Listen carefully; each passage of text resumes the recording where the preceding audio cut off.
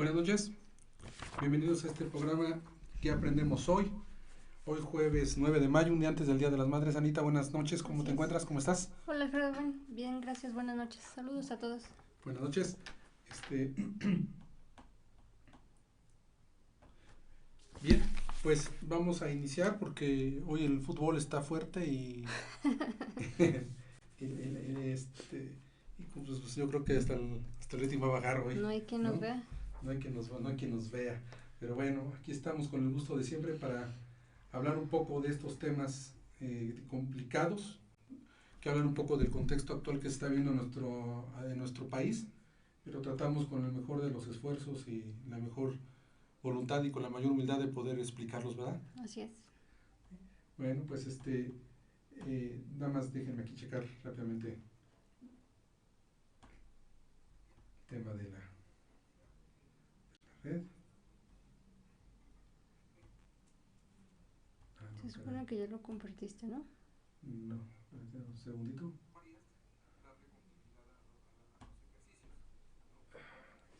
Just alright, baby. Aquí se está metiendo el programa de ayer, programa piloto. Pero en YouTube, Sí, pues ya lo quiero sacar. Ahorita arrancamos ya. 3 segundos.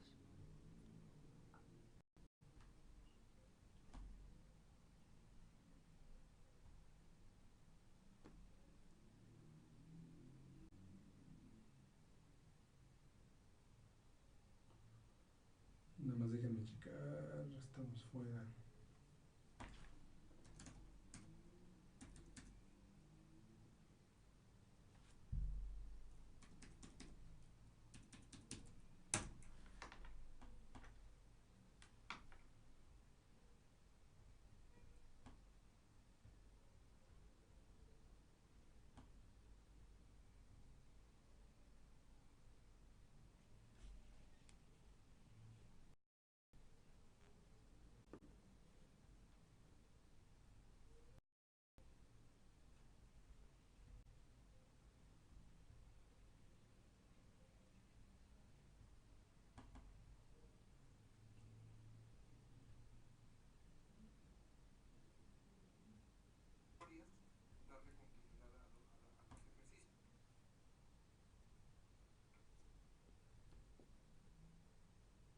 Permítanme un segundito, es que no se quiere configurar aquí.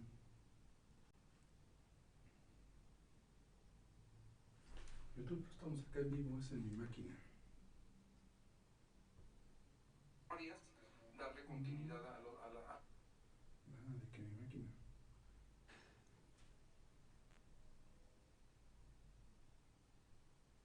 Listo, ya estamos acá. Ya estamos. Ya estamos. Bien. Ustedes disculpen, ya saben que Somos principiantes. es que aquí no tenemos un manager nunca los jueves, sí. Pero ya estamos aquí listos para. Ya estamos aquí.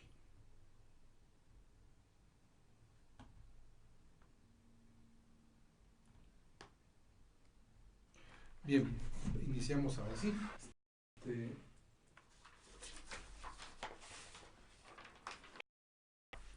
Ahora sí, ya iniciamos. Bien, pues buenas noches nuevamente. Hoy iniciaremos con un tema que viene encadenado con los que hemos estado hablando sobre lo que implica un país neoliberal o en una economía liberal. El tema de movilidad social, que es muy álgido, muy profundo y que nada más quisimos un poco comentarlo. Y hoy hablamos un poco más de este fenómeno que conlleva a la desigualdad, Sí. aspectos que también provocan la nula movilidad social. Y referente a eso, bueno, pues el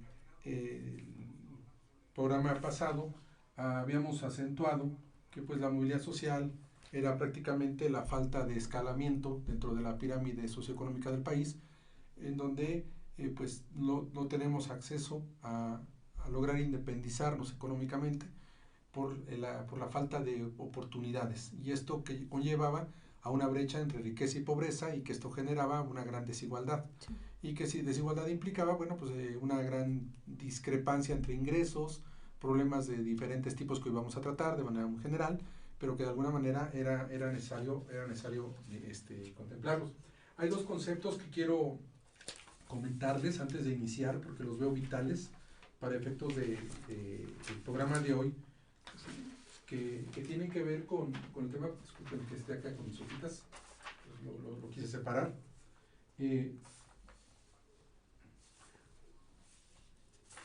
Uno tiene que ver con lo que implica el capital humano. Capital humano es cuando existe, al no haber movilidad social y al no haber oportunidades de superación, pues prácticamente tenemos el gran problema de no podernos desarrollar en niveles de competencia, no tener acceso a servicios educativos adecuados, y esto conlleva a que el talento de las personas se estanque, no se puede desarrollar, y eso a la larga nos va marginando a mejores oportunidades de desarrollo. Pero por otro lado también existe el concepto de del capital social, cuando hay mucha discrepancia entre la brecha entre riqueza y pobreza, y la gente pobre vive en un estado de desigualdad, que es el tema que vamos a tratar.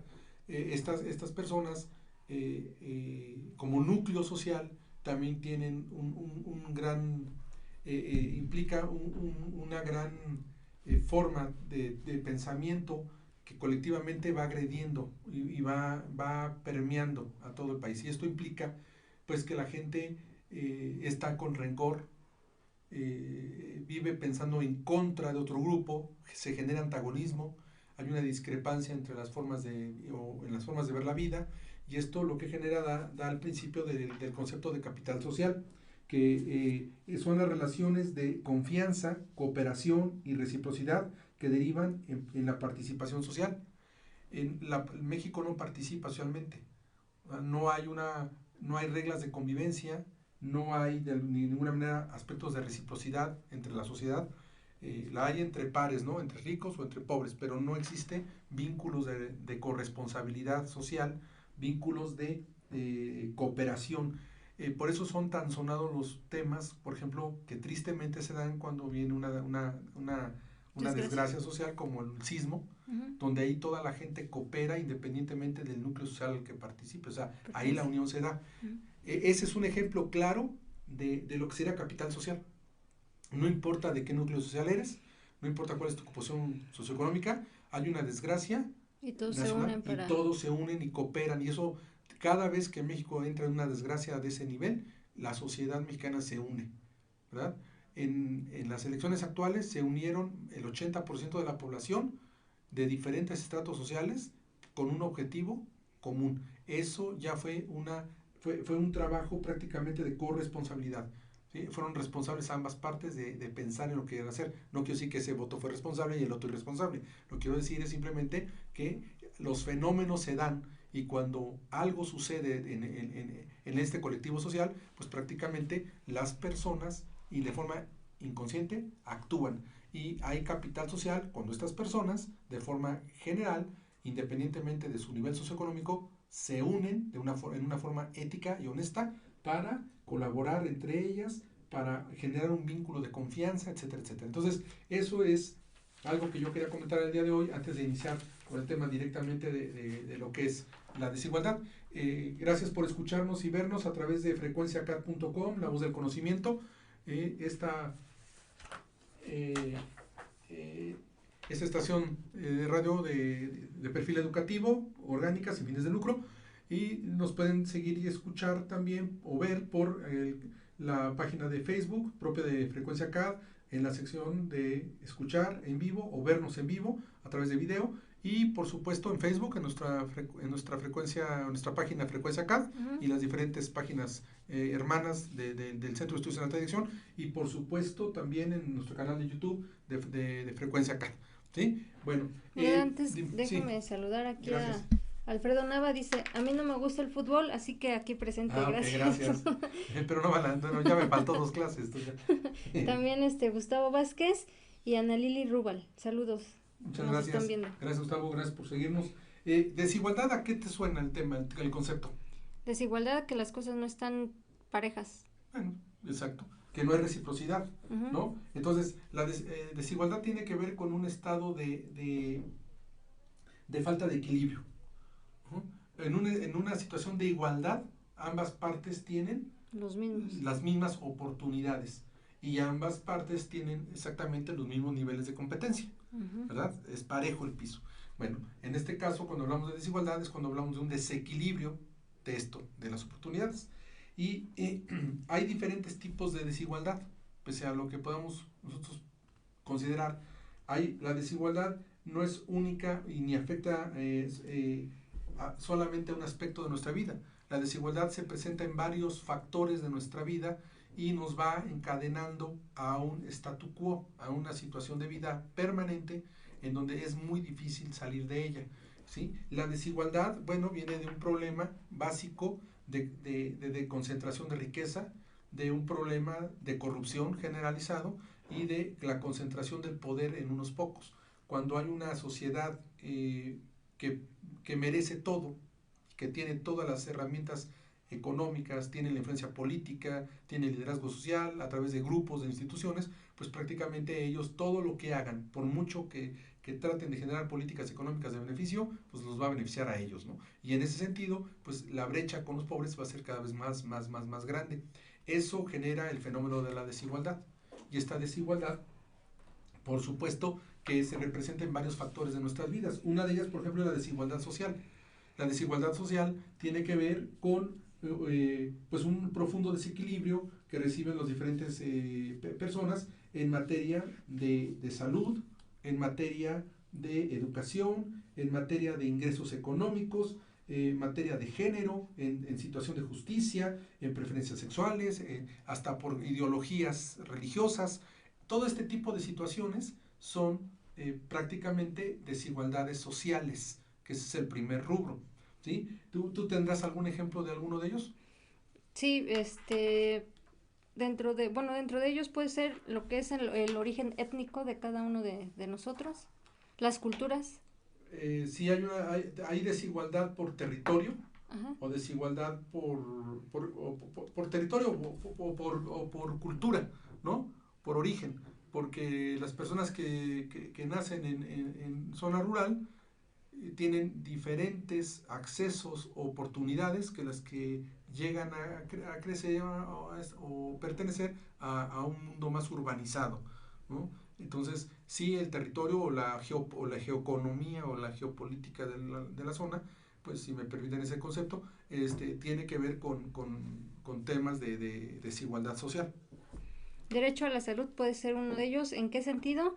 En que si uno no tiene seguro social no lo pueden recibir, o si uno se enferma y a una institución privada no puede ingresar uno por los costos o... Bueno, tienes razón. Gente que hoy es indigente o gente mujeres que están a la borde de parto y que llegan al hospital, ¿no? Llegan al hospital más cercano y por el aspecto que ven, que tienen o la falta de garantías de pago en el momento, pues no les dan el servicio y se los niegan. Y hay personas pues que sufren por eso. Eso es desigualdad. Es el desequilibrio que hay para que todos tengamos derecho a la salud universal. También hay mucha microempresa en el país que contrata gente, que trata de salir adelante. La gente tiene pues subingresos pequeños, o tiene malos ingresos o deficientes ingresos, pues por el nivel económico de la microempresa, pero no les puede dar todas las prestaciones, no les puede garantizar muchas veces ni el seguro social,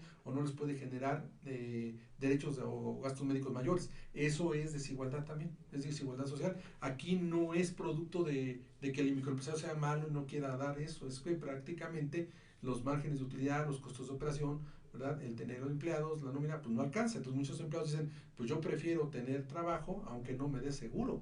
Ya si me pasa, me voy al sector salud, ahí a la Secretaría de Salud, ¿no? O ya ves que la Cruz Roja es una asociación mundial de coadyuvanza, de urgencia, pero también ya no nada más pues ya parece privada, ¿no? Yo no nada más está solicitando su colecta anual, sino que también ya cobra por los servicios que hace. Que hace, se maneja como si fuera un hospital privado, ¿no? Yo desconozco al día de hoy si los precios son muy baratos o muy caros, ¿no? Creo que estaban en promedio, pero al final se vuelven órganos concentradores también de recursos, y al hacerlo así, pues hay gente a la que no aceptas, ¿no? Pero aquí es donde viene un gran problema. Teniendo camas disponibles, teniendo capacidad holgada para recibir a la gente, porque no la recibes, Y entonces imagínate el caso de un administrador, ¿no? Tú como administradora, imagínate que estás al frente del hospital, tienes capacidad para recibir a una persona que te llega pues atropellada, baleada o apuñalada o con problemas de salud y la recibes, pero a sabiendas de que no te va a poder pagar y está en la puerta del hospital, ¿qué haces? ¿La recibes o le niegas el servicio? Yo como administrador creo que me tengo que apegar a las reglas del hospital. Uh-huh. Pero un médico creo que no se debe de apegar No a lo debería, que, bueno, no a las reglas del hospital, sino a lo que él juró cuando recibió el título para uh-huh, ser médico, sí, de que debe salvar de la vida, ajá, salvar por la vida, encima de todo está la vida del la vida paciente. del paciente. Pero resulta que si lo recibe, la gente de la comunidad va a decir, mira, en ese hospital reciben personas. El próximo atropellado, que no Sí, lo va a ir quiera recibir allá la Cruz otra vez. Roja, lo va a llevar allá. Y eso te puede perjudicar. Entonces, fíjate cómo el tener una buena acción te lleva a una descomposición generalizada. ¿Sí? Sí. Entonces ahí la desigualdad también genera a falta de valores y de ética dentro de los grupos sociales. ¿No? Si donde tú ves que a alguien le dieron la oportunidad de algo, los demás quieren lo mismo y hacen hasta lo imposible por verse beneficiados de la misma manera. Y es lo que te pelea, ¿no? Porque a él sí y a mí no, sin saber a veces circunstancias. Si tú no recibes a la persona, malo desde el punto de vista profesional, ético, humano, muy malo. Pero si lo recibes, pues te van a correr. Entonces, ahí es una disyuntiva muy, muy difícil de poder contestar porque está basada en valores, en ética, en principios. Entonces, tal vez es muy inteligente el dueño del hospital y te dice, bien por haberla recibido, damos el prodicazo, damos anuncios, decimos que eso no se permite, que por esta fue una excepción, pero no te creas, la gente cuando vea que ahí te reciben al enfermo, ahí van a ir a dar, porque así son, así es las personas, Sí. pero esos son fenómenos o efectos de la desigualdad que existe y también de lo que implica la pobreza, que son conceptos separados, que a veces la gente piensa que son lo mismo y no es así. Entonces, tenemos como un problema de desequilibrio en nuestro ámbito humano, ¿no? Y uno de estos primeros es la desigualdad social. Entonces tú bien citas el problema de salud, ahí es un problema grave. ¿Qué otro De consideras? educación también. El de educación, exacto. ¿En qué sentido? Pues básicamente en el tipo de educación, ¿no? Si yo no puedo asistir o... Lo que decías, ¿no? Del aspecto rural y urbano, Ajá. ¿no? La gente que nace en aspecto rural, pues no puede estudiar, no puede tener acceso a una educación de vanguardia, o tal vez no puede tener tecnología educativa, La educación en ese inglés. sentido es relacionada al área Sí, es en donde específica, donde específica. ellos están Ese desarrollando, donde ellos ejemplo, viven. aparte de ser educativo, también es desigualdad social en términos de territorio, porque nacen en lugares muy alejados, y en términos de... ¿Conocimiento? no de conocimiento, en términos de territorio y en términos culturales. En Como... términos culturales. Te has de acordar que hace años yo propuse generar una escuela itinerante, llegar a diferentes municipios alejados donde las personas necesitaban estudiar y que hubiera de esas personas que caminan 5 o 6 kilómetros diarios para poder llegar a una pequeña escuela. Su escuela. Bueno, hay muchas personas que necesitan ese tipo de apoyos. Entonces se habló de un programa itinerante. Entonces lo que se buscaba era llegar a esos ayuntamientos con un tráiler de escuela, ¿no? Que se buscaba la receptoría, dejarlo ahí, Llevar el salón. ajá, ¿No? llevar el salón a clase y tratar de ofrecer algún programa de licenciatura que pudiera, de alguna manera, Ayudarles. Pero resulta que no tuvimos bandera por parte de la Secretaría de Educación Pública porque en las políticas, en el reglamento de la educación, las políticas de gestión educativa, nosotros no podíamos por ley llevar estudios a otros lugares bajo este equipo móvil, porque los registros de validez pues eran definidos para un plantel efectivo, ellos no podían garantizar la seguridad de los estudiantes en esos equipos, no podían arriesgarse en muchos aspectos. Entonces, no es que fueran buenos o malos, se tuvieron que apegar al marco legal que lo asiste. Y pues prácticamente no hay nada. Esto debió haberse llevado en pleno a una petición, ¿verdad? Inclusive llegar a la Cámara de Diputados que se intentó, pues para que hicieran un cambio, pero no se logró. Pero fíjate que hubo otro caso en donde Cuando fui yo al Congreso Internacional, te acuerdas, hace ya algunos años, que fue a dar una ponencia, llegó una persona de la universidad, creo que, no sé si fue de Colima, no, fue de Nayarit, y ellos hablaron de que afuera de la universidad pusieron un tráiler y se iban, ellos son autónomos, las universidades autónomas no dependen de la Secretaría para su para la gestión, impartición de para sus cursos. de sus clases. Ellos llegaron a los 2 o 3 municipios alrededor y les llegaron con las personas campesinas de mayores de 40 años. ¿Y qué fue lo que hicieron? Enseñarles computación. Nada más que era muy curioso porque los tableros no tenían, muchos no sabían ni leer.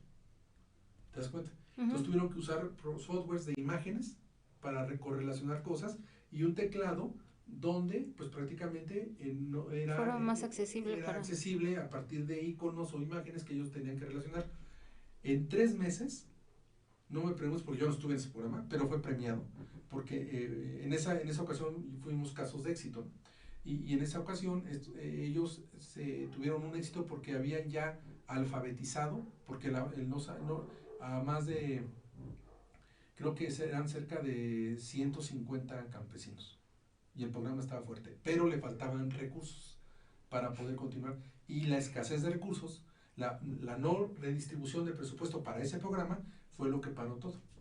Y en el sector federal hay muchos programas de ayuda, de liderazgo, de bueno, tú con Alberto Marroquín, que está conmigo de repente los martes en el programa Emprendete, sí. Y él está liderando un programa, hay un programa de fortalecimiento ambiental, ¿verdad? Para toda la industria, para sanear y quitar todo el cochinero. Y resulta que ese programa está detenido por falta de recursos. Entonces él está peleando porque ese tipo de programa se abra para que las asociaciones civiles le entren al juego y traten de llegar al impulso y poder fomentar el equilibrio en cuanto a una concepción de higiene ambiental por parte de empresas y de gente. Entonces está tratando de que este programa sea igualitario en la sociedad a través de todas las acciones. Son pensamientos muy, muy válidos, muy sanos, pero sumamente complejos, ¿no? Y te enfrentas, cada vez que quieres hacer algo bien, te enfrentas a la barrera del marco jurídico, a la barrera sectorial, y que a veces no te permiten trabajar. Entonces, todo eso tiene que ver con desigualdad. Desigualdad en el aspecto de educación, que ahorita lo tocamos un poco más a fondo. ¿Cuál otro? Oye, un ejemplo, no sé, a lo mejor estoy confundida. La forma de vestir de una persona que no viste de marcas o su forma de vestir más humilde que no le dejen accesar o que no pueda ingresar a algún restaurante, es desigualdad desde el punto de vista de económico. Dentro del mundo, dentro de la desigualdad social, la gente dice como te ven, te tratan. Entonces de repente, y tú has visto que ha habido ejercicios inclusive de gente universitaria que se viste de forma muy pordiosera, muy fea, y que se quiere meter a un restaurante pues donde se reservan el derecho de admisión, y no lo atienden mal. ¿Por qué? Porque el aspecto que tiene es discriminatorio. Entonces, los problemas de discriminación se dan cuando a nivel socioeconómico las personas son excluidas de los diferentes aspectos de accesibilidad o los puntos de reunión o los puntos de consumo. ¿Por qué? Pues por su aspecto. Entonces, ni siquiera está viendo si tiene dinero o no, es por el aspecto que tiene, ¿no? Y como tiene un aspecto de humilde, no. Igual los cadeneros. Era una tendencia que desapareció muchos años. El cadenero te decía, ¿entras o no entras? Y en ese aspecto, si tenías un perfil más mexicano, pues no entrabas. Si tenías un perfil latino, internacional o europeo, pues ese sí pasaba, ¿no? Entonces era triste porque eso excluía a la población. Si tú tienes el capital para entrar, tienes el derecho a entrar, pero ahí ya no importaba si tenías dinero. Ahí, por una forma clasicista, te hacían a un lado. Eso también es desigualdad social a partir de la cultura y del aspecto económico. Pero también, para todos los que nos escuchan, está también el aspecto laboral. ¿Cuántas veces, a mí me tocó muchas veces, ver cómo llegaba gente a pedir trabajo a un lado y desde la recepción, desde el perfil de la persona, ya lo votaban? no importaba si tenía capacidad, no sabían si tenía la oportunidad, había estudiado 7, 20 años, era gran preparado, pero venía de situación muy humilde. Entonces la gente, fíjate nada más, gente tan humilde que luche, que trae hambre de triunfo, llega a solicitar trabajo y lo echan para atrás porque lo castigan por ser pobre o por venir de escuela, o venir de una cuna humilde. Eso es desigualdad, eso genera discriminación, ¿no? Ese es un tipo de desigualdad también de aspecto económico, dentro del mundo social. ¿Y en dónde más tenemos? Por ejemplo, tenemos también en la religión. ¿Hay desigualdad por religión? ¿Eso qué crees que sea? Pues por pertenecer a un grupo religioso, por tener una religión X que no concuerda con las personas con las que convives. Exacto. O con las personas con quien te relacionas. Exacto. Ahí cuando te dicen, oiga, vas a llenar la solicitud de empleo. Gracias. La solicitud de empleo, ¿y qué es lo que dice ahí? Religión. Y es que hay muchas personas que dicen, no, este cuate es cristiano, este es ateo, este es musulmán, este no, tiene otras ideas, me va a generar aquí una bronca, me los va a distraer, o va a ser retórico, etcétera, etcétera, ¿no? A nivel, eso es un problema, igual que la tonta percepción que se tiene en el mundo empresarial de que los egresados de la UNAM no entran, o escuelas públicas no aceptamos. ¿Por qué? Pues porque son personas que vienen de grillera, de una mentalidad de reacción y golpetean, y pues la verdad es que no es cierto, pero ya se ganó ese estigma social, y pues ahora por pertenecer o por salir de una educación pública, pues no tienes derecho a oportunidad en el mundo laboral, independientemente de tu nivel y tu capacidad. Son muy pocos los que pueden acceder a ello, ¿no? Sí. Entonces, bueno, pero si eres de una universidad de marca, entonces sí, a ver, ven, te escucho. Y por ejemplo, en el mundo empresarial te dicen, bueno, lo que pasa es que pues igual para no meter en problemas voy a seleccionar a un candidato de 5 o 6 que me presentan, pues escogeré a uno de universidad pública y los otros 4 son de universidades privadas, una universidad media pequeña y 3 de las llamadas grandes, ¿no? Entonces ahí, ¿qué estás haciendo? Pues estás generando exclusión y estás tratando de una forma desigual a las personas. Ajá. Sí. Entonces, por religión, ¿qué otro aspecto puedes pensar? ¿Cómo se dice? Pues también la forma de, bueno, es que ya lo mencionaste, la forma de pensar por su misma religión, o porque está casado, o no sé, una pareja que se quiere casar, que ambos son de diferentes religiones, pues la familia de uno no lo acepta porque no pertenece a la misma religión. No hay equilibrio de ideales, pues ahí rompes, ¿no? También por género, ¿no? Y ese es un tema que ahorita vamos a tratar un poquito más a fondo, pero la desigualdad por género se presenta en muchos ámbitos, ya lo platicaremos. Y si tienes algún ejemplo que nos quieras compartir. Pues es que son principalmente laborales, ¿no? Muchos son laboral, ¿no? El nivel de ingreso, el tipo de trabajo, los horarios, las actividades los permisos que las mujeres pues y tienen, las condiciones permisos para incorporarse al trabajo, en fin, también. Hay algunos que tendremos que ver, ¿no? Y eso es triste y patético porque la mujer, el gran núcleo de la mujer se queda muchas veces hasta ciertos niveles y ya no alcanza niveles sociales. Y fíjate que en el mundo de la empresa, le pido a alguien que de la gente que nos escucha, nos sigue, los que nos hacen favor de seguirnos, pues que no se vayan a enojar, pero en el mundo empresarial hay muchas mujeres exitosísimas que han logrado niveles muy altos, pero ¿qué crees? No las reconocen. No, ponle tú que sí las reconocen, pero tienen este tipo de perfil de mujer exitosa, ejecutiva, que llega a grandes escalas corporativas, tiene un problema. La gran mayoría o están divorciadas, o no se lograron casar, o no tienen hijos. O sea, viven muy solas y viven de una forma, yo te podría decir, muy metidas en su mundo laboral, muy exitosas, pero no lograron construir un núcleo social familiar. Pero puede ser que muchas de ellas porque así lo decidieron, ¿no? No, decidieron desarrollarse profesionalmente. Voluntad, sí, pero lo que te quiero decir es que para muchas mujeres llega el momento de la disyuntiva, y te lo digo porque se den muchos temas corporativos. O le sigues a la empresa con las exigencias que esto implica, o te quedas, que a forma de broma, ¿no? Tú llegas tarde, bueno, yo puedo llegar tarde a casa y decir, ya llegué, y con aliento alcohólico, ¿de dónde vienes? Pues de una junta, ¿no? Y lleno de vilela, vengo de una junta, déjame dormir, mi amor, ¿no? Pero ¿qué tal si fuera al revés? Y que estuviera en casa yo y llega la mujer y me dice, pues ya llegué, y ¿dónde andabas? Vengo de una junta. O sea, ese tipo eso no se permite. O sea, ese es el castigo social que la mujer recibe por querer triunfar. No debe de ser. Y entonces muchas mujeres tienen que decidir entre un mundo y otro y es complicado, ¿eh? Es un mundo complicado. Hoy en día la mujer tiene ya mucho más derecho, más apertura, más acceso, pero no sigue habiendo igualdad. Eso, eso sí te lo garantizo, ni en el sector público hay igualdad. Hay veces que nada más para cumplir con la ley, de 10, 15 personas meten a una mujer, y eso no es para, y al rato la quitan porque el suplente es el varón. Entonces, muchas veces así, ¿no? Y lo peor Como lo que ahorita, pasó en pues la ya hay muchos Cámara de tercer sexo, ¿no? de Ya hay muchos que, ¿qué onda? Esos no tienen derechos de género. Pero bueno, ¿mandé? No, que lo que había pasado en la Cámara de Senadores y Diputados, ¿no? Ganaron, se supone que debe haber un 50% de hombres y 50% de mujeres, así Así es. se debe de integrar. Sí. Las mujeres que habían ganado, que habían sido senadoras, diputadas, decidieron renunciar a su cargo porque el definitivo era su esposo o Sí, su... sí, o- sí, sí, sí. Y no hablemos de ahí de los magistrados no, pues, ¿no? Y bueno, todo eso se da. O sea, se sigue manejando. Bueno, esa es desigualdad social, pero también tenemos desigualdad económica.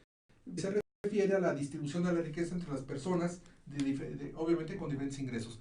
Y la desigualdad económica, pues es la que conocemos, que se generan proyectos de inversión para el país y que los beneficiados al proyecto pues siguen siendo una clase social alta y que la clase social más pobre pues no alcanza esas mieles, o las ¿no? mismas empresas. O las mismas, por eso, o las mismas empresas, ¿no? Y ahí tenemos casos de corrupción muy graves como fue en el sexenio pasado, que yo creo que es de los sexenios más deplorables, más tristes de nuestro país. Tanto es así que se le castigó el voto a todo el mundo ahí, ¿verdad? Y tenemos el caso de la Casa Blanca, donde sale la mujer está diciendo que fue producto de su esfuerzo, entonces pues eso se presta a pitorreo, ¿no?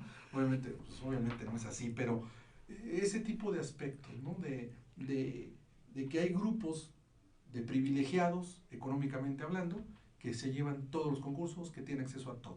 Y pues tristemente las pequeñas empresas pues, no logran nada. Y esto que lleva, pues conlleva que las familias o las personas que viven en ese sector pues se enriquecen y las que no tienen acceso pues cada vez se empobrecen más, ¿no? Tienen que buscar acceso por otros lados. Hay organizaciones privadas que ya, que ya de por ley reciben presupuesto federal o a veces estatal para generar servicios al gobierno y ya son pactos que se dan, ¿sí? Yo te apoyo yo te voy a contratar servicios, tú los vas a hacer, te los voy a pagar bien, pero todo tu poder de influencia, que es otro tema de corrupción y desigualdad, va a venir de este lado. Y eso es lo que vemos ahora con la prensa, por ejemplo.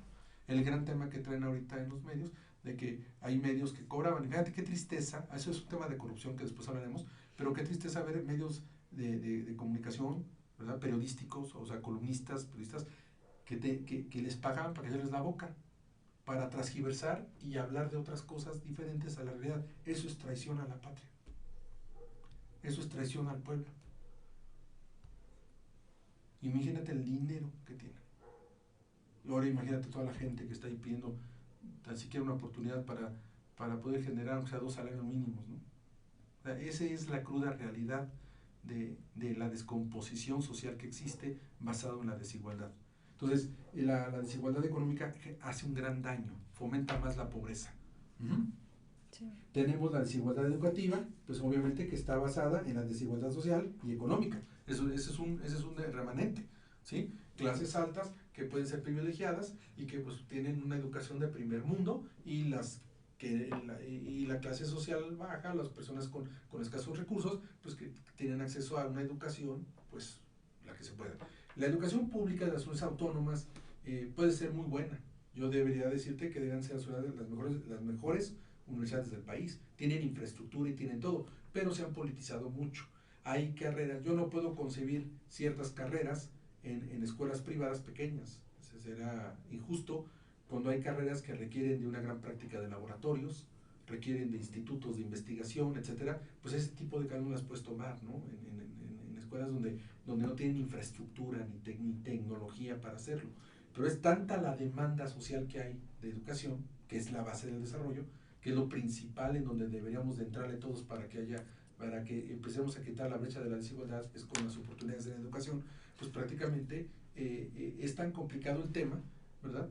Que la demanda rebasa las expectativas y se abren muchas oportunidades de formación, pero algunas con un modelo educativo no muy serio en ese tema. Y eso también genera problemas de composición social y problemas de capital social, porque la gente no sale muy preparada, hay controversia. ¿Cómo crees que la gente se siente que cuando termina una carrera, que luchó, que sacrificó, que intentó salir y sale rechazada en el ámbito laboral por todos lados? O sea, la gran frustración que esto genera. Mira, hay un ejemplo de ello, te lo voy a decir con las zonas tecnológicas. Las zonas tecnológicas fueron creadas por un fondo francés para generar técnicos superiores universitarios. Estas personas son excelentes técnicos, nos consta, ¿no? Sabes que hemos recibido mucho Sí. para el programa de son excelentes técnicos. ¿Qué les faltaba? Les faltaba aquella parte que revalidaban, que tenía que ser la culturalización universitaria. Un poco más de humanismo, un poco más de visión estratégica, de mentalidad directiva, de herramientas de toma de decisiones, de cultura corporativa, eso es lo que les faltaba. Pero capacidad técnica la tenían de sobra. Muy buenos. ¿Cuál es el problema? ¿Por qué fracasa? Bueno, pues porque el ámbito empresarial ve a estos egresados como obreros de gran nivel. O sea, no les dan el nivel que merecen. Entonces el sueldo baja, los tienen como obreros calificados de excelente nivel y no alcanzan a verlos como realmente profesionistas. ¿Qué tuvieron que hacer estos chavos?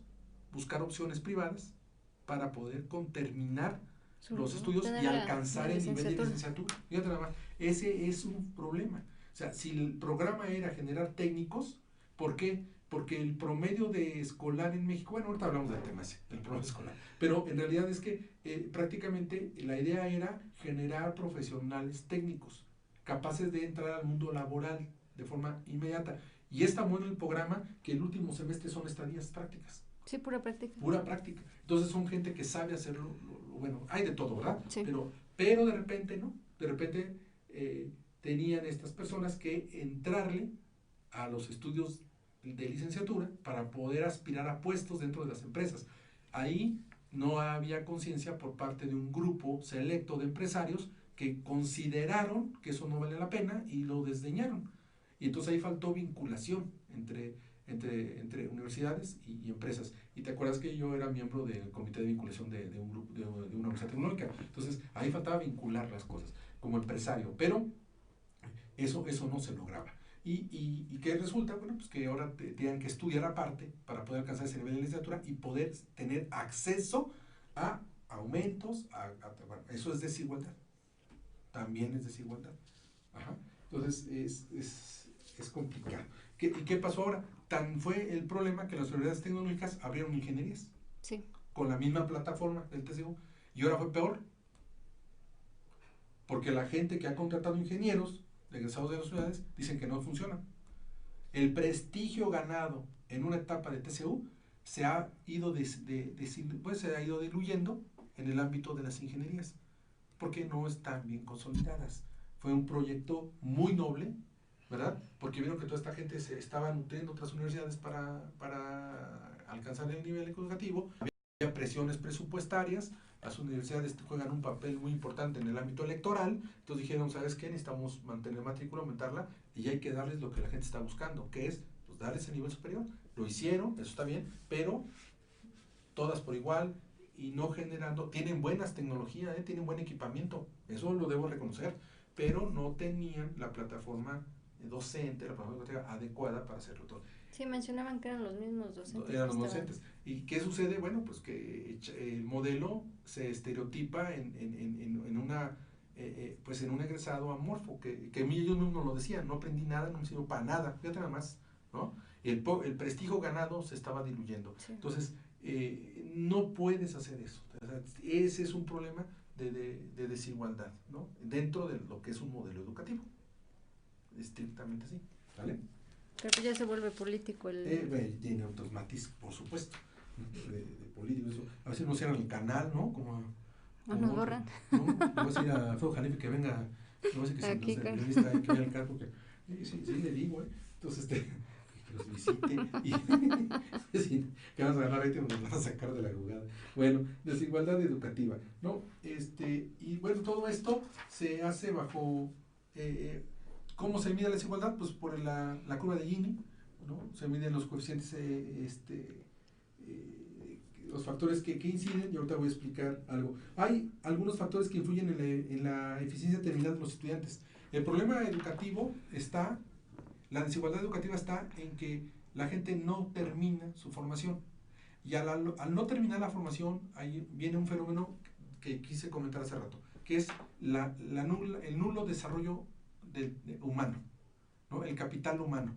El capital humano es cuando la persona crece en capacidad, en competencia, en experiencia y por sí misma tiene las habilidades necesarias, los conocimientos para enfrentar los retos y poder salir adelante. O sea, hay que empoderar a la gente en ese rubro. Eso es algo que tenemos que hacer las instituciones. Y tristemente, ¿verdad? Fíjate, hay gente que no concluye esto. No, el problema no nada más está en qué tipos de escuelas existen. El problema también estriba en cómo es la pertenencia dentro de los diferentes modelos educativos, las diferentes escuelas, ¿no? Y entonces aquí podemos hablar de lo que es la eficiencia terminal, si me permites te digo, que es el número estimado de alumnos que egresan de cierto nivel o tipo educativo en un determinado ciclo escolar por cada 100 alumnos de nuevo ingreso. Ajá.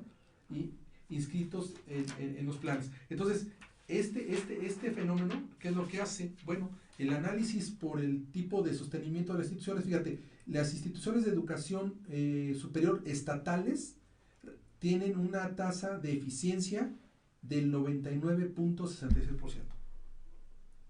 Fíjate. O sea, que impactan bien la zona, ¿no? Entonces de repente dicen, ¿por qué ponen una universidad en tal lugar? Pues hay quién va a ir, pues afecta a los de la zona. Ellos que caminan 4 horas diario para poder ir a estudiar, a ellos, la gente cuando le acercas el beneficio directo, pues lo va a aprovechar. Entonces, las instituciones de educación superior estatales son las que menos deserción tienen. Casi toda la gente termina, aunque luego hay ciertas que tendríamos que hablar, ¿no? Pero está bien. Seguidas de las universidades autónomas. Las universidades autónomas pues tienen un nivel de eficiencia terminal del 74%. ¿Cuáles son las instituciones de educación superior estatal? Pues los institutos. Ajá. Todos los que son institutos. Y las universidades autónomas tienen el 74% de eficiencia. Las universidades particulares tienen el 72%. Y aquí hay un fenómeno que tendríamos que analizar. El 90% de los estudiantes a nivel medio, superior y superior, especialmente superior, estudian en universidades privadas. O sea, del 60% de estudiantes de educación pública, de educación superior, del 100% de estudiantes que llevan estudios en la educación superior, cerca del 40-60% estudian en universidades privadas. Y el 90% de esa población estudia en universidades pequeñas. Entonces imagínate si a las universidades pequeñas les fueran apoyadas por el gobierno, no para quitarlas, ponerlas, no con la amedrentación. No, para que den más apoyo y sigan recibiendo para más. orientarlas, mejorarles sus procesos, capacitarlas, hacer una red de distribución de mejores docentes, intercambio académico entre las universidades. Trimestre, semestre, les aumentan las colegiaturas o no les cobraban ciertos servicios adicionales y luego vienen las devaluaciones, no encuentran buen empleo, no están bien pagados, tienen problemas personales a nivel familiar, social, pues prácticamente tienen muchas condiciones en contra para terminar la carrera. Hay que ayudar a la gente, ¿no? Y tú lo sabes que hay muchas personas, tú lo has vivido, tú lo ves, que hay mucha gente que deserta, que desertaría con nosotros incluso, ¿no? Por falta de apoyo. No hay persona que en un ciclo de 3 años no tenga que ser ayudada por las condiciones de desigualdad, factores alrededor de esto que te voy a comentar, porque no es a veces ni por voluntad de ellos, de los estudiantes, es porque se presentan. ¿Qué factores son esos? Pues uno es el modelo educativo, ¿no? como lo de que te contaba yo de técnico superior, y que en el mundo empresarial busca empresarios con licenciatura, y que son 1 año y medio de diferencia de estudios nada más. Entonces eso afecta mucho. Otro, perfil del estudiante, ¿no? Te dan opciones para carrera, te dan opciones para planteles, y de repente vas a estudiar una carrera que no querías, pero que no te queda otra. Hay gente que quiere ser médico y que tiene habilidades de eso, pero como no puede acceder porque es carrera a tiempo completo, es costosa, aunque estés en la universidad pública, te implica un esfuerzo y un gasto adicional, pues dices, no es para mí, yo tengo que trabajar, tengo que ayudar a mi familia, necesito una carrera de tiempo o vespertina, o etcétera, porque yo tengo que trabajar, pues me voy a estudiar X carrera. Eso ya te alejó de la carrera que eres. Eso es un perfil estudiantil. Es gente que por una cuestión de desigualdad, con cierta marcada pobreza, no te permite, ¿no? ¿Para qué los tienes ahí? Para tenerlos entretenidos, porque en las calles son más peligrosos, ¿no? Entonces también pues eso lo fomenta el mismo sistema. Tenemos el otro que es el perfil bueno, la reprobación transversal, ¿no? Y ese corte transversal es muy complicado. Fomenta a la gente a que estudie para pasar exámenes. Sí, todo no lo aprendemos un día antes para el examen. Entonces estudias para pasar exámenes, sí, no para aprender, ¿verdad?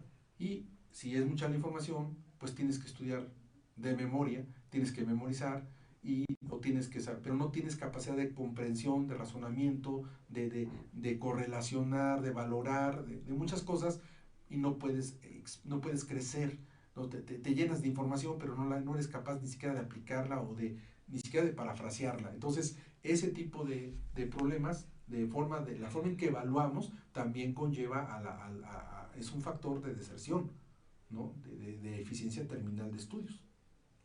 El otro es pues la responsabilidad. La responsabilidad, ¿no? Porque tanto instituciones educativas como estudiantes no son a veces responsables, ¿no? Hay gente que no asume la responsabilidad de aprender y que quiere pasar, como mucha gente ahora, con horas escolares, sentaditos en el aula, ahí es donde quieren pasar la materia, más por asistir. Te entregan el trabajo y te dicen, pues ya entregué mi trabajo, porque yo tengo 10 yo entregué. Sí, entregaste el trabajo, pues déjame evaluarlo, porque no sé lo que dice. O te dejan trabajos muy teóricos, en donde pues tú tienes que desarrollar unos conceptos, lo bajas de internet, entonces dice que no lo quiere internet, pues entonces no puedes luchar contra la tecnología. Entonces todo ese tipo de cosas tienes que ir adaptando a la realidad, ¿no? Y el chavo pues es el chavo, y nosotros tenemos que adaptarnos a la nueva empresariales, ¿no? Hay programas de estudios obsoletos, ¿no? Hay programas de estudios obsoletos. Eso tiene que ver mucho con los docentes, prácticamente, ¿no? Profesores que no quieren actualizar su materia, que no estudian, que no se van actualizando en las áreas del conocimiento en los que ellos están, pero sobre todo es una corresponsabilidad de responsabilidad, porque tienes la obligación de actualizar al que te sigue, al que tienes enfrente. Tú vas a servir, ¿no? O sea, los docentes se ven como los empleados. Yo voy a la universidad a dar clases y la universidad es mi patrón. Pues eso es un error. ¿Por qué nos vemos en ese nivel? Somos profesionistas, la universidad es mi cliente. Y yo cuando he dado clases en muchas universidades, o daba en otras universidades, yo llegaba y la universidad era mi cliente. Tú fuiste mi alumna en la universidad, ¿te acuerdas? Sí. ¿No? Y yo, no por nada, fui 8 o 9 veces padrino de generación consecutiva, pero no era por carisma, bueno, al final todos me aceptaban, pero era porque yo me iba a brindar, porque yo sabía que la universidad era mi cliente y los beneficiarios del modelo y del sistema eran ustedes, los estudiantes. No iba yo con el afán de decir, ya me contrataron a esta universidad por horarios, voy a dar clase y me pagan mis honorarios. O sea, digo, al final te tienen que pagar, ¿verdad? De todas formas, o tú tienes que pagar, pero es diferente la óptica. O sea, si tú vas allá a la escuela para pasar exámenes, pues prácticamente lo que te importa es pasar el examen y no aprender, no tener experticia, no tener habilidades, no validar esas habilidades, no valorarlas. Y si vas para aprender, entonces hay que cuidar que el modelo de evaluación sea ad hoc a ello.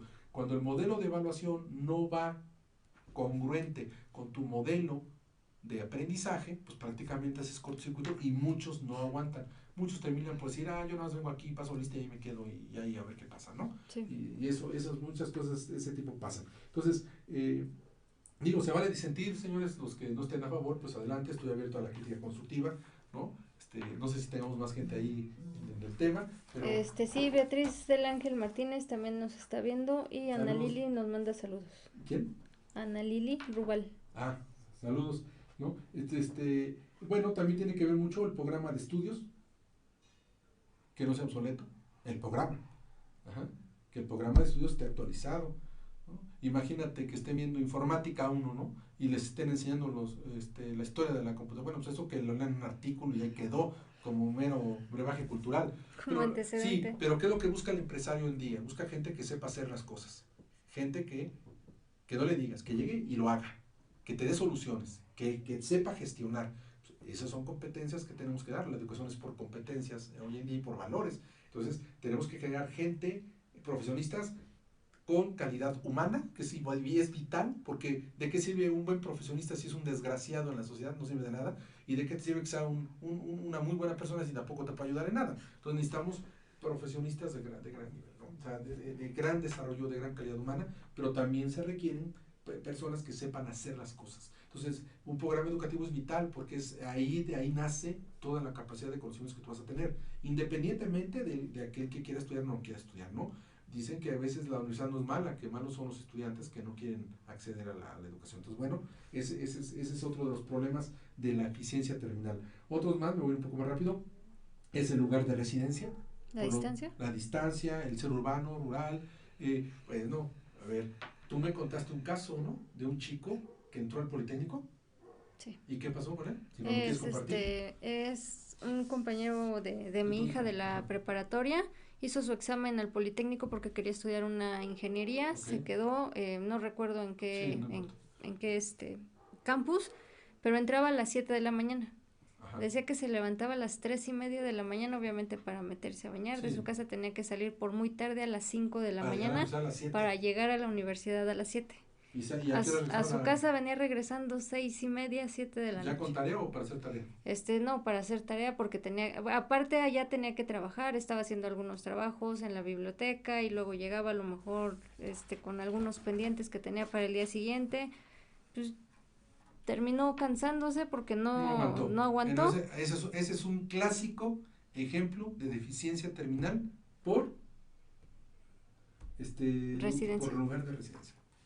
Y ese es triste, ¿no? Dame tu primera opción, tu segunda opción, tu tercera opción, y te mandan hasta Juan de Hospitales.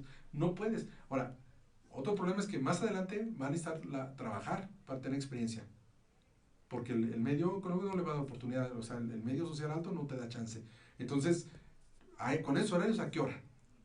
Entonces ya el problema ya era llegar a la escuela y dime el nivel de vida. Su calidad. Su calidad de vida, perdón, sí, la calidad de vida que iba a tener. Pues no, de los 18 era años. Un strike cansado, un strike cantado. ¿Qué hizo? Pues cambiarse de universidad, ¿verdad? Más accesible. Ya entró a otra universidad y no sé si con una carrera u otra, pero ahí tienes que reajustar tu vida. Y ese tipo de problemas, así como él, como en el caso que tú citas, hay miles, ¿no? Miles de personas que van caminando en un modelo educativo, en una institución, y de repente la tienen que abandonar porque las condiciones ya no fueron favorables, por cualquier motivo.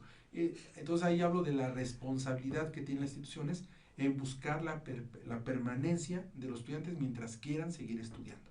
Porque, pues, oye, o sea, es muy fácil tener un negocio donde entras, pagas y el día que no quieras te vas y el que sigue y pues qué padre, no me compromete absolutamente a nada, ¿no? Se está desconectando Permítame un segundo. A ver, se está desconectando, ya está. Está desconectando mi máquina, gracias. Los factores también, pues bueno, viene el dominio del inglés. Conozco mucha gente que no se ha titulado o que no terminó de estudiar por el idioma, porque no quiere idioma. Entonces dices, bueno, y ahí tienes que pensar muy claramente cuál es el problema del idioma. Ok, es muy importante otra segunda lengua, es muy importante, te abre el camino al conocimiento, a la competitividad de los negocios, a poder viajar y hacer negocios en otros lugares del mundo. Estoy perfectamente consciente de que eso es muy valioso. Pero hay mucho sector de la población que en su vida va a hablar inglés o que no viven del inglés. ¿Cuántas personas trabajan en empresas que no usan el idioma? ¿No? Y no son una, son miles de personas. Bueno, habrá que checar ese tipo de problema social, porque el inglés y la ortografía son problemas culturales. ¿Quién puede aprender inglés? Pues los que desde niños están en escuelas bilingües. Y eso tuvo que ver por el pago de los padres que los ayudaron, ¿no? De otra manera, sería imposible que aprendieran el idioma, ¿no? Y ya cuando eres grande es difícil que lo aprendas. ¿Por qué? Pues por toda la serie de broncas, inclusive ya tu nivel de aprendizaje, de orientación a la lengua no es la misma. Entonces hay muchos problemas de ese tipo, ¿no? Entonces también otro factor pues es la familia. Si las condiciones familiares no son las adecuadas, terminas abortando. Si hay problemas internos, si hay familias disfuncionales, ¿no? O sea, ya estás casado y no te dejan. O no te dejan, Los hijos. los hijos, o los padres, o el padre que abandona a la madre, o el padre que es de alguna manera tiene adicción, o los hermanos, o sea, puede haber una descomposición social fuerte, ¿no? Entonces, ese problema también se hereda. Y eso es otro factor que impide que la gente avance en sus estudios. Otro de los factores es el económico, ¿no? Hay otro factor es económico, en donde pues prácticamente la falta de dinero pues, es lo que te conlleva a dejar de seguir estudiando. Y a veces no es porque pagues colegiaturas o cuotas. A veces es que no importa que la escuela sea pública, ¿no? A unas ya cobran, ¿no? Que es lo que andan peleando ahora que no cobren. Pero deja de dar el pago. También tienen que comer por allá, los pasajes, bueno, todo eso es un gasto. Sí. Y no todos pueden con ese gasto, ¿sí? Los factores psicológicos y fisiológicos, la familia, la trayectoria académica y la vinculación institucional, como el caso que te comentaba de que los egresados de ciertas universidades, el mundo empresarial no los acepta, ¿no? Pero hay escuelas que tienen a los hijos de los políticos. Pues, y es de gran, o sea, y entonces ellos sí tienen acceso a esos puestos, no porque ya son familias, ¿no? Entonces, ese es otro núcleo social dentro, es otro nivel social dentro de México, es otro subgrupo social, la clase alta, o sea, entonces, pues a eso no puedes aspirar, ¿no? Todo esto, ¿a qué te llevaría a pensar sobre el promedio de estudios que tiene la gente en México?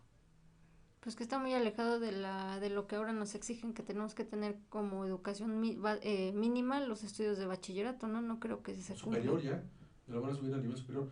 Entonces, ¿cuál es el promedio de estudios de un mexicano? No sé, estar en secundaria. Es de 9 años, ¿no? Implica que el promedio de gente con más de 15 años, mayores de 15 mayores de 15 años, tienen tercero de secundaria. Ese es el nivel educativo que tienen, tercero de secundaria. Y te voy a explicar algo que sí dio al traste a esto. Cuando fue el FOBAPROA, el rescate bancario, esta deuda pública privada que se volvió pública y que la paga la gente, la educación en México ya estaba en segundo nivel de preparatoria. Entonces fíjate cuántos años han pasado y en lugar de ir y fíjate la educación cómo disminuyó. Y eso habla de poder, de una deficiencia de capital humano de la gente, ¿no? De faltas de oportunidad. Eso abre más la brecha la brecha de la desigualdad. Sí. Menos gente tiene oportunidad. Por eso hay los rechazados de ciertas escuelas públicas y que ya no tienen presupuesto, bueno, pues porque no deberían ser, ¿no? El éxito para ir bajando esa brecha de desigualdad es la educación. Es un trabajo que hay que hacer desde abajo, que lleva muchos años, pero de manera sostenible, ¿verdad? Es importante. El problema es que las instituciones de educación no son sustentables, es decir, no son sustentables, es decir, no se sostienen por sí mismas, son dependientes del sistema, del presupuesto. Ese es el grave problema que hay. Entonces, de repente una universidad, dependiendo del presupuesto que le des, es lo que va a lograr hacer, y no puede generar recursos propios. Hay universidades públicas, autónomas públicas al día de hoy que les han corteado el presupuesto y ya no tienen áreas de investigación. Entonces imagínate un país en donde su sector educativo no investiga y no genera mejores conocimientos, aplicaciones tecnológicas para abrir oportunidades de negocio allá en el ámbito empresarial, que sería el otro sector que lo tomaría, ¿no? Para acercarlo a la gente, pues entonces estamos igual, ¿no? Al no haber avance tecnológico o al no haber investigación y resultados, no hay nuevos productos, no hay nuevos desarrollos, no hay nuevos planes de estudio, ¿verdad? No hay nuevas profesiones, todo se estanca, absolutamente todo. Entonces, eso vuelve a generar una separación, ¿sí? Más desigualdad. Sí, ¿no? Entonces aquí pues la falta de educación formal acaba por segregar a la gente dentro de instancias laborales y sociales. O sea, la gente deja de estudiar y se conforma con un trabajo, ¿no? Y luego dicen, ahora todos tienen que tener prepa. Bueno, pues ahora ya imagínate, ya no es para, ya el papel de la prepa ya no es para que te superes. Ya la gente quiere la prepa nada más para brincar el requisito y mantener el trabajo. Sí. Lo que nos decía un profesor, Gerardo Rivera, ¿no? Que ya los grados de maestría no es para darte más, es para que ya no te quiten, ¿no? Entonces, prácticamente todo se está haciendo más